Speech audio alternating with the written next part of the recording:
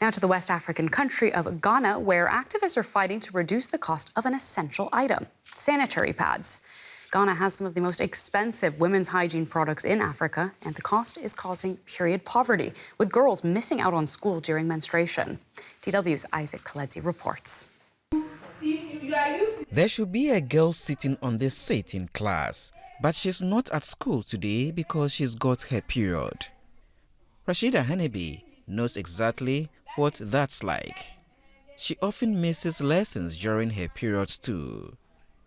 She's one of many girls in Ghana whose education is damaged because her family cannot afford sanitary pads. It's not that easy because when I'm in my menstrual cycle, my parents don't have the money to give me to go and buy because they are taking care of some of my other brothers and siblings, and even they use some of the money to buy foodstuffs to cook for us. So my parents doesn't have the money to just buy them for me.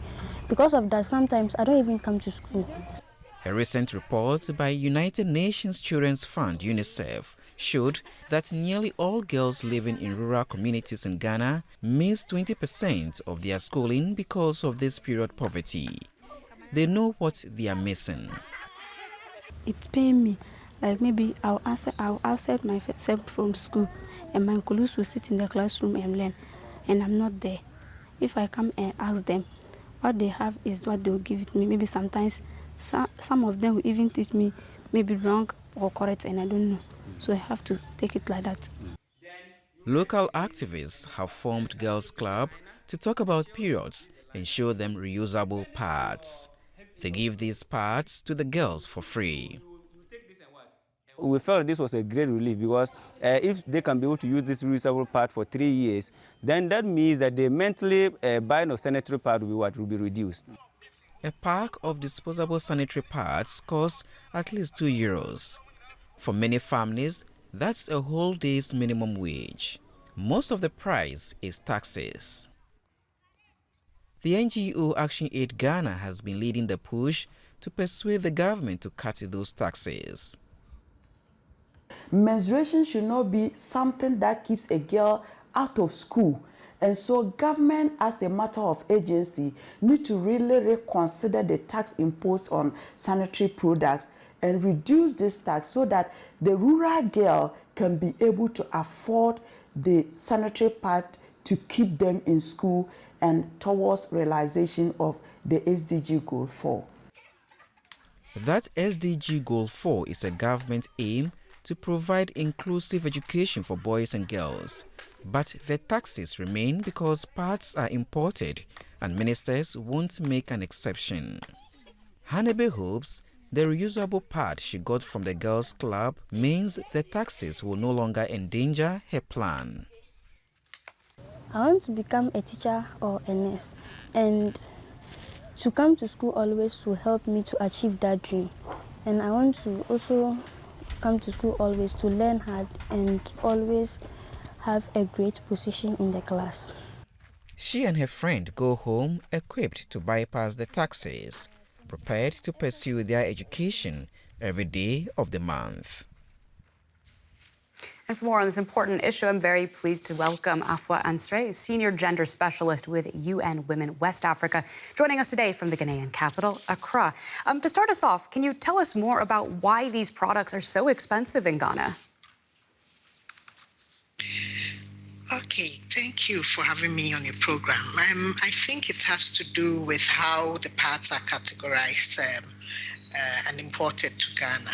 I think there's only one company, if I'm not wrong, that produces sanitary pads in Ghana. The rest are imported, and they are classified as finished products, and so they attract various duties, because it's seen as a finished product, a luxurious product, and so they have about 3 different taxes on them, picking up to about 40% of the initial cost of the sanitary pad. So when they come to Ghana, they are very expensive. So for example, you buy a pad for 50 Ghana cedis or something because it's got 20%, 40% tax on it. 40% tax, that is quite high. And as we heard in the report, girls in Ghana are missing out on about 20% of their schooling just because they can't afford sanitary products. Can you tell us what kind of impact that has on a woman's life? Well, I think it's something that we all can imagine. I mean, because it comes once a month, and some people even go up to 7 days, 8 days in the month, the least maybe 2-3 days. And if of that period you are not able to get the requisite support or whatever to take care of yourself, then if you're a young girl or you're in school, it means maybe once every quarter of a month you're out of school. And if you put all that together, you can imagine how many days you're out of school for the whole term or for the whole year. And so girls are really missing out on their studies, especially girls from poor families who can't afford to buy these sanitary wear. Most of the people would probably use cloth, the traditional ones, but then again, that means has implications. You're probably going to soil yourself in school and even discourage you from going to school further. But in addition to that, the sanitary pads, we also have issues to deal with sanitation in schools, washrooms, water, and all of that. Yeah, and important to keep in mind that, of course, we're talking about more than half of an overall population being affected by this at some point in their life. I want to ask you, what do you think needs to be done to change this? I think we need a lot of education in the long run. Maybe education to get to the policymakers, to get to those who make these decisions about how it's relevant. It's very critical for young girls and women that they get access to these facilities, but also to consider the fact that this is a poor country. Well, it's supposed to be middle income, but basically it's one of the poor countries in the world.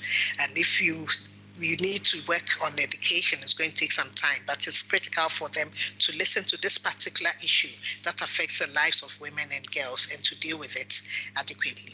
In the short term, maybe, I don't know, a number of civil society groups have been working to get sanitary pads to young girls in schools in the hope of making it available for them to use and to be able to come to school when they're supposed to be in school. So there are different things that we need to do. Education, provide at the same time providing the girls what they need to use for their periods. Well, thank you so much for taking the time to speak with us about this. That is Afua Ansra with UN Women West Africa. Many thanks. Thank you very much for having me.